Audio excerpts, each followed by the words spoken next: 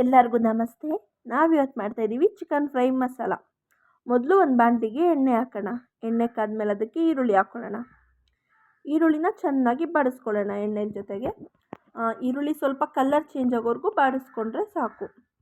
ನಂತರ ಅದಕ್ಕೆ ಶುಂಠಿ ಬೆಳ್ಳುಳ್ಳಿ ಪೇಸ್ಟ್ನ ಆ್ಯಡ್ ಮಾಡೋಣ. ಶುಂಠಿ ಬೆಳ್ಳುಳ್ಳಿ ಪೇಸ್ಟು ಆದಷ್ಟು ಫ್ರೆಶ್ ಆಗಿದ್ದರೆ ನಾವು ಮಾಡೋ ಅಡುಗೆ ಕೂಡ ತುಂಬ ಟೇಸ್ಟಿಯಾಗಿ ಬರುತ್ತೆ. ನಂತರ ಶುಂಠಿ ಬೆಳ್ಳುಳ್ಳಿ ಪೇಸ್ಟಲ್ಲಿರೋ ಹಸಿ ಸ್ಮೆಲ್ ಹೋಗೋವರೆಗೂ ಚೆನ್ನಾಗಿ ಬಾಡಿಸ್ಕೋಬೇಕು. ಅದು ಕ್ಲೀನಾಗಿ ಹಸಿ ಸ್ಮೆಲ್ ಹೋದ್ಮೇಲೆ ಅದಕ್ಕೆ ಒಂದೇ ಒಂದು ಪುಟ್ಟು ಟೊಮೊಟೊನ ಕಟ್ ಮಾಡಿ ಆ್ಯಡ್ ಮಾಡೋಣ.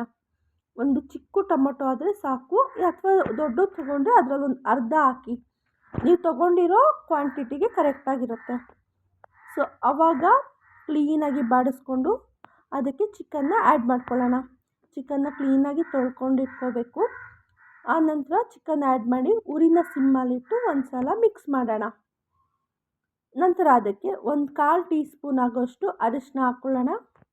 ಅರಿಶಿನ ಹಾಕಿ ಕ್ಲೀನಾಗಿ ಮಿಕ್ಸ್ ಮಾಡ್ಕೋಬೇಕು. ಇವಾಗ ಹೇಗೆ ಅಂದರೆ ನಾವು ಹಾಕಿರೋ ಅರಿಶಿನ ಚಿಕನ್ಗೆಲ್ಲ ಕ್ಲೀನಾಗಿ ಹೊಂದ್ಕೋಬೇಕು. ಅಲ್ಲಿವರೆಗೂ ಒಂದು ಮಿಕ್ಸ್ ಮಾಡ್ಕೊಳ್ಳೋಣ. ನಂತರ ಅದಕ್ಕೆ ಒಂದು ಪ್ಲೇಟ್ ಮುಚ್ಚಿ ಒಂದು 5 ನಿಮಿಷ ಬೇಯಿಸ್ಕೊಳ್ಳೋಣ. ಉರಿ ಸಿಮ್ಮಲ್ಲೇ ಇರಲಿ. ಇವಾಗ ನೋಡಿ ಚಿಕನ್ನಲ್ಲಿರೋ ಎಣ್ಣೆ ನೀರಿನಂಶ ಎಲ್ಲ ಎಷ್ಟು ಚೆನ್ನಾಗಿ ಬಿಟ್ಟಿದೆ ಅಲ್ವಾ. ಈಗ ಇನ್ನೊಂದು ಸಲ ಕ್ಲೀನಾಗಿ ಮಿಕ್ಸ್ ಮಾಡ್ಕೊಳ್ಳೋಣ.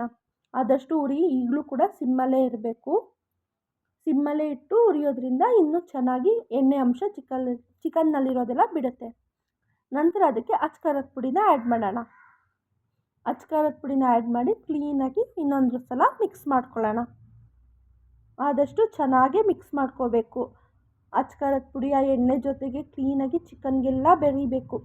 ನಂತರ ಇದಕ್ಕೆ 1 ಪ್ಯಾಕೆಟ್ ಚಿಕನ್ ಫ್ರೈ ಮಸಾಲಾನ ಆ್ಯಡ್ ಮಾಡೋಣ. ನಾನಿಲ್ಲಿ ತೇಜು ಕಂಪ್ನಿದು ಯೂಸ್ ಮಾಡ್ತಾಯಿದ್ದೀನಿ. ನಂತರ ಅದಕ್ಕೆ ಗರಂ ಮಸಾಲ ಆ್ಯಡ್ ಮಾಡೋಣ.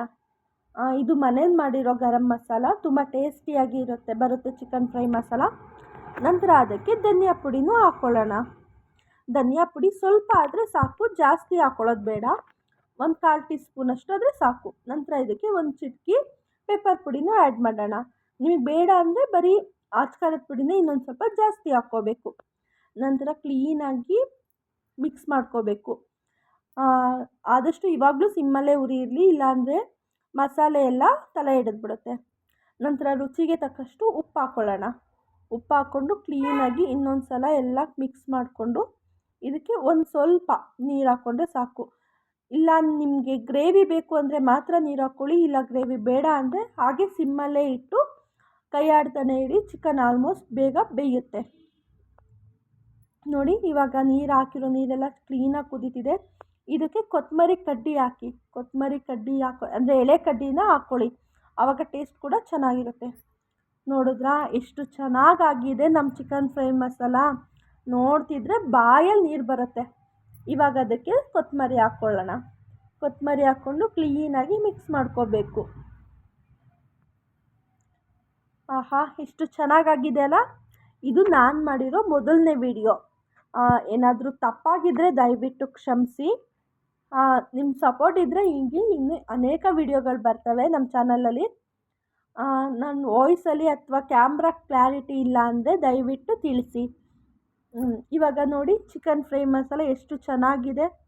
ಜ್ಯೂಸಿಯಾಗಿರುತ್ತೆ. ತಿಂತಾ ಇದ್ದರೆ ಇನ್ನೂ ತಿನ್ನಬೇಕು ಅಂತ ಅನಿಸುತ್ತೆ. Thank you.